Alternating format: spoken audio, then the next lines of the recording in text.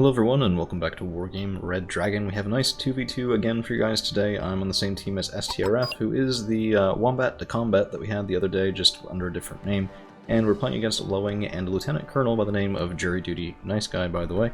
And right off the bat, we have quite a lot going on. So I'm headed toward Echo, while my ally is headed toward Bravo and Charlie.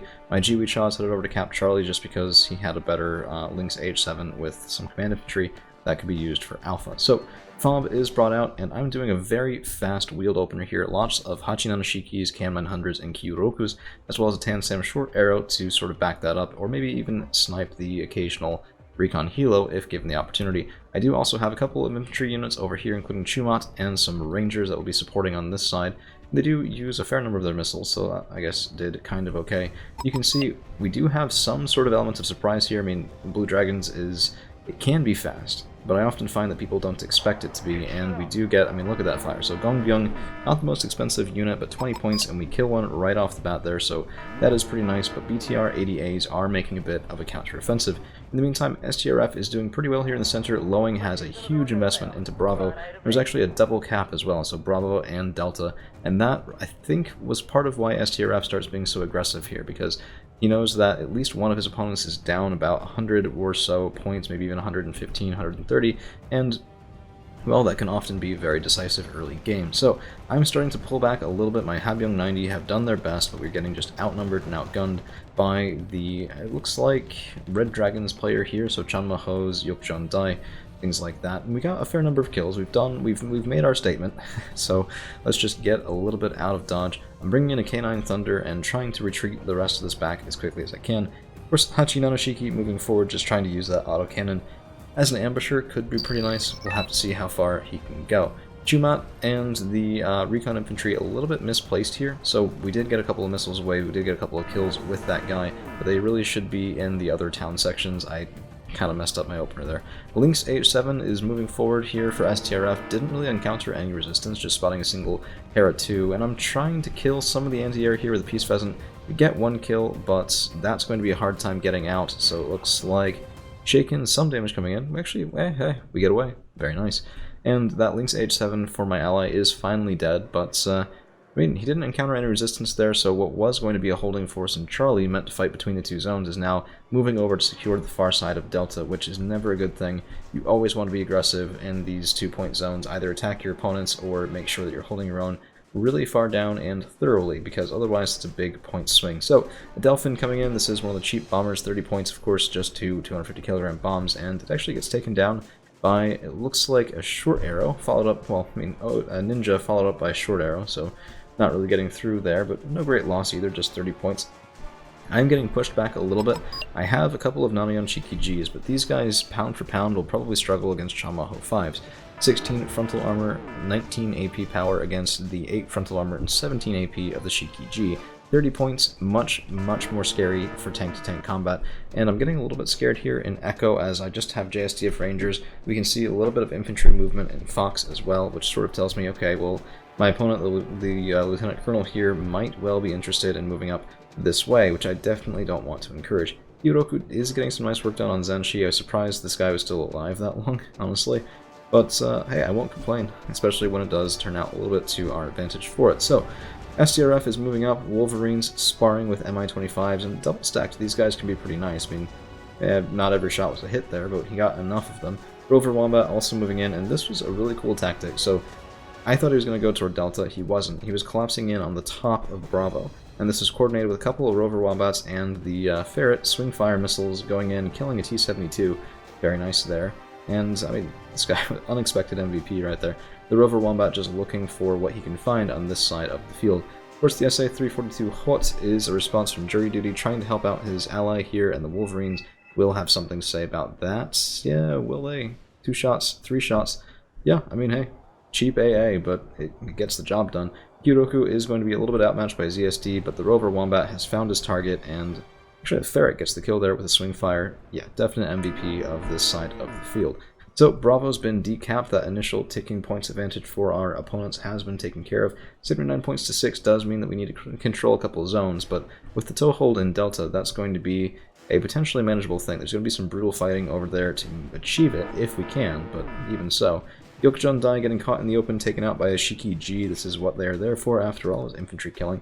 Just too bad we didn't get the frag rounds online, and I'm starting to pad things out here, expecting a two-prong push as we see some vehicles moving out for jury duty. So Chumat are excellent guards for this sort of range, of course. 60% accuracy, 21 AP power.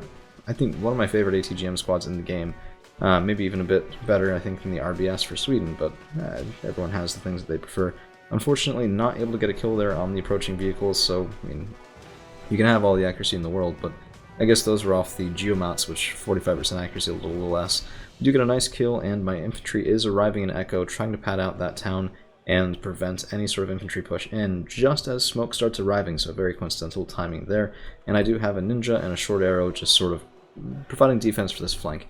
MiG-23 ML coming in, and I'm not really used to seeing these guys, but I've been seeing them more and more playing with ranked players, so I'm beginning to suspect that I'm seeing some things that are more of the meta sort of responses, and, well, they're different than my own, which, yeah, as always, there's a reason I'm a sergeant, but at least I'm aware of it, which is fine. Zanshi are moving up, ZSD is moving up as well, and I was a little surprised by this. I expected some sort of bomb or bombardment, or maybe something coordinated on the other side. I was kind of living in fear of this Lieutenant Colonel after my initial push got cracked back. There is combat going over in Delta, and it's way farther down than the Red 4 team wants to see, so maybe his attention is split not between two different sides of Foxtrot, between Delta and Foxtrot, which can be really tough. So Zanshi, Gongbyung, Li Ren pushing in against Sochung Su and JSDF Rangers. K200s might be able to support there if I can move them around a little bit, and here comes a little bit more smoke. Is that? No, okay. The mortars are switched onto HE, trying to stun and panic my infantry, succeeding with it too, so worried, calm, shaken, I guess, whole range of emotions being felt by these poor, hapless infantry. But for right now, we're holding the line, and there it is, BM-21 Grad shooting in, and that, I mean, this would have been a wonderful way to open it up, because stunned, panicked, all of a sudden these Zenshi are healthy, the Li Ren are healthy, and that stuff would have been able to do quite a really good job, but it's hard to coordinate that stuff, and, well, jury duty, if you're listening, that's not a criticism, it's simply an observation. I make a lot of observations about things that I clearly lack the attention and micro to actually achieve in-game, but there is some sort of progress here for the Red 4 team, Lowing bringing up more men and more men and more men, but Oslov 25s and Commandos 90 maybe having a chance to hold these guys off. Rover's also doing some really wonderful work there. These guys do have a 1925 meter range. I think that's probably the highest for recoilless rifles, if not second highest, certainly. John Maho 5 still causing problems here, and my Chumats and Nanyon Shiki Gs are trying to support a little bit. We do get one shot off there, and good damage. I mean, 2 shots down to 2 each. I mean, he needed 1 shot to do it, I needed 2. We do, it looks like, get the kill. I really hope that we do. We'll have to see later on. This guy is Matsuhita, so we'll check his kill list. But 0860 maybe taking a 1 point of damage there, and a Block 52 getting a nice kill on the MiG. So that was pretty nice. At least these guys, I mean, they're higher cost, but chipping away at our opponent's points is always a good thing. And with a little bit of reinforcements from Kyotokus, we are going to be holding strong. Hudao Ren coming up to hold the line. 62 Shikis are okay, I guess, but it's really the standoff weapons I want to have these guys be able to move up and forward to here or here and deny my opponent's reinforcements directly into that town, so killing BTR 60Ps. That's really what I wanted to do. Lynx H7 from STRF does kill some Yukjun Dai, of course very expensive special forces, and that was very much appreciated, so thank you STRF for that. If we look over, Jibucha's there, HQ section is here, but there is still, it looks like, a counter cap? No, this guy's moving. So the Red 4, I mean, both of Lowing CVs at this point look like they've been taken out. So Delta is gone, Bravo is gone, and there's reinforcements moving up for STRF very quickly. Whatever's in those CH-147s isn't going to be pleasant, I promise you that. And this side has ended in a little bit of a stalemate again, so my Nanyon Shiki Gs getting some fire support here, and the Hudao Ren are moving up just like I had wanted. K200s and Hudao Ren engaging with Gongbyong until they move out of the way. So very quick response there from jury duty, getting them out of the way of a firing concave that would not have been very good for their life expectancy. M67 Hans, I really like these guys. The recoilless rifles combined with Chumat, I think, can be a pretty effective thing if they hit, which that takes forever to hit sometimes, but I swear, I don't know about you guys, let me know in the comments if this happens to you, but the more elite my infantry, it seems like the higher their odds to miss that all-important first shot. So I've had SBS, I've had SAS before playing as Commonwealth recently, where they had a 90-some% chance to hit, and they miss. Not just one, but both. Ferret shooting in again at an Oat, but the Oat's killed by a Rover Wombat before he can even get... I mean, these guys are so brutal. Holy cow. So look at that, it'll probably happen again, yep. Both of those swing fires were wasted because a single Rover Wombat just decided that he gave no shits about the opponent's plans. 10 points for that range is pretty bonkers. Short arrow here at JSDF Rangers, and the short arrow has fired in actually 2 misses at an enemy recon helo, but we have more BM-21s, and my opponent here is splitting his artillery up. So I have a K9 Thunder back here. It has been firing and will be firing in again at my opponent's artillery, and if it was all in one place, moving from place to place even, it's going to be decently easy to keep track of. But I mean, I have mortars coming in from back here, I had a grad firing in from around there, which was previously in the woods. There's going to be even more going in as well. It was really tough to try to counter fire, and we'll check the K9 Thunder, but I think for at least most of the game, that artillery of my opponents was annoyingly evasive. So Habyoung 90 moving up, and K200 sort of screening a little bit, just trying to pull some attention and let the Habyoung get forward. My hope with these guys was to get them close enough to my opponent's tanks to use that Panzerfaust 3. What I didn't really take into account was anything along this side of the woods, so I should have done that earlier, of course. It might have been a good idea even if I could get some infantry up this way and cut across, because denying my opponent that sort of forward position for scouts and things like that would have given me control of the center of this zone. I mean, it's a zone between zones, right? Bravo and Echo are, you know, not necessarily made up by who controls here, but it can be a very advantageous thing to have available to you. So Bravo and Delta are now, well, contested for Bravo and ours for Delta, so we're ticking at a +3. That early points lead for 79 for our opponents is more than taken care of here, and they really have to get something done. But look at all of this. I mean, Delta is held incredibly by STRF. It's so far away from us, but Rover Wombats are very quick, Wolverines are very quick. Most of the stuff is wheeled, including the tanks. Vickers Mark 11s, of course, tanks on wheels. Proletary, this is a good idea, trying to sneak around the side. The Oslov 25s, I'd be surprised if they can win that. It looks like the Proletary weren't there for the engagements, they're just trying to move through. An attack move instead of a force path probably would have ended up with a dead Oslov, which would have been a nice return. We do get pounded again by artillery, and the Hudao Ren particularly take it pretty bad there, down to 17 men. I'm going to need to heal them up if I expect them to still keep performing, as more artillery comes in, the last end of that volley, and my artillery is chasing. Let's see if we get any kills here. A couple of explosions, that doesn't look like anything. No. So no vehicles killed on that volley, and I stopped and repositioned, just trying to stay away from any counterfire on my own artillery pieces here. Lynx AH-7s and Rover Wombats, brutal combination. Gamma 2 did get off a couple of those Iglas and down one, I think one of the Lynxes before, but I mean, this is just, they can't get into the woods, let alone fight after that. So T-72 M1M, this is a 90-point tank. You'd think this would be enough to clear away that Vickers, but he's taking fire as the T-72 is shooting at Wombats and the Vickers is shooting unopposed at the T-72, so 1 or 2 more shots might be able to get the trick done. Yep, there it is. And Proletary do come back, and down goes my allies' side element. So this is a good push. It's definitely making some progress against STRF, and that had me sweating a little bit. I was sitting there going, you know, I've been pretty passive here. Let's get the K1 moving forward. Let's get the Habyoung 90 moving forward, Nanian Shiki G as well.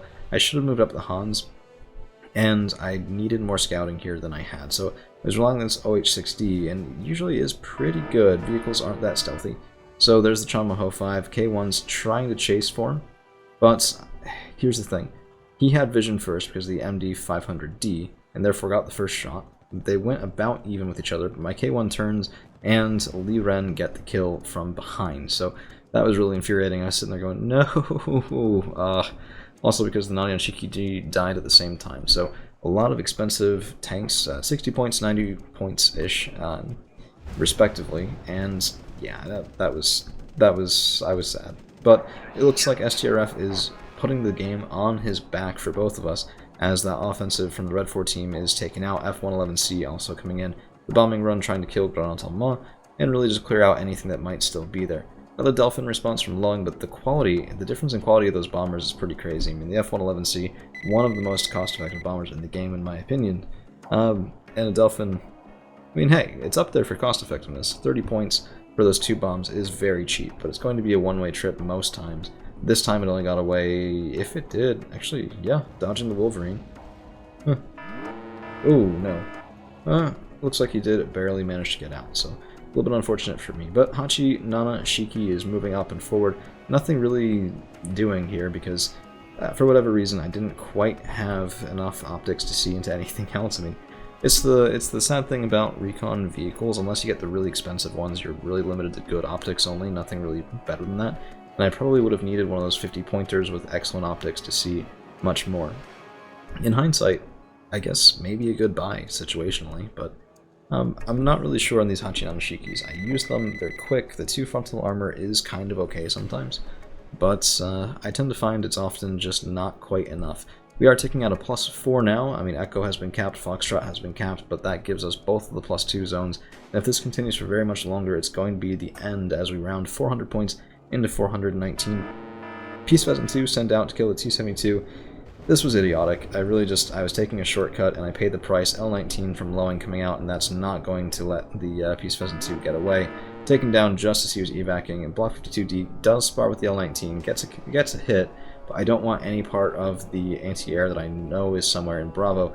That was the thing that stunned my Peace Pheasant to begin with. I was hoping to get a cheeky kill, not quite able to do it. I do also move up my Ninja a little bit, trying to, I don't know, I mean, if we started losing here I would have been more aggressive with it, but as it was, I was just being a cheeky bastard. All I have to do here is hold now, and I know it, Jury Dewey knows it, and that's why he's sort of switched his attention over this way, but it's going to be a little bit too late as another MiG is taken down, and that is just, I don't know, it's Punch Bowl, you gotta play for the 2-pointers, you do that or you lose, and that's sort of how it goes. So I think the initial priorities there in Bravo versus in Delta probably should have been a little bit different, because, I mean, fighting on this side this late is just a recipe for getting bombed, getting shot, and, I mean, that's what happens sometimes. It was not a strategy that I was really aware of until I started playing with more people, and even then sometimes on unranked you'll see people who go really hard into Echo and Foxtrot, and if you go into Charlie they'll just run into your base and everything is awful. But thank you to Lowing and Jury Duty for the excellent game, as well as STRF for the nice teamwork there. He put the game on his back, and I barely maintained a somewhat positive rating against a Lieutenant Colonel who was distracted elsewhere with fires going on. So let's look at some good kills. Chumat got some nice kills there. Oat M60Ps and ZSDs, just high numbers of cheap kills, but still not too bad. We only killed a single Vidra with the K9 Thunder. I should have probably been shooting at something else at that point, but I really wanted to see if I could counterfire that artillery. No dice. Nani on Shiki G and the M67 did very well, and that's all I've got for you guys today, so thank you all for hanging around, and we'll see you again real soon.